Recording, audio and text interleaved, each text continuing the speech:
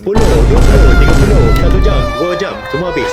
Hai, nama saya Kai dan saya dari Malaysia. Halo, nama saya Aifal dari Indonesia. Nama saya Danny from Singapore.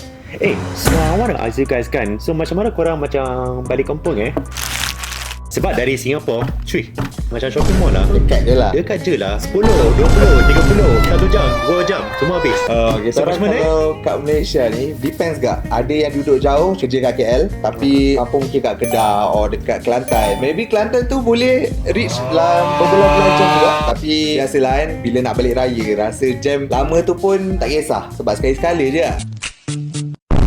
Tapi enak sih kalau pulang kampung, ada suasana kayak takbir raya gitu. Mana-mana tuh pulang jumpa ibu, jumpa ayah. Sebenarnya actually lah kan, raya ni dia bukanlah paling effort daripada baju raya, duit raya, makanan. Raya ini lebih kepada momen spesial gitu. Ya, yang penting tu semua effort yang buat raya lebih hebat. So, Kami ingin mengucapkan Selamat Hari Raya Aidilfitri CIMB Raya Lebih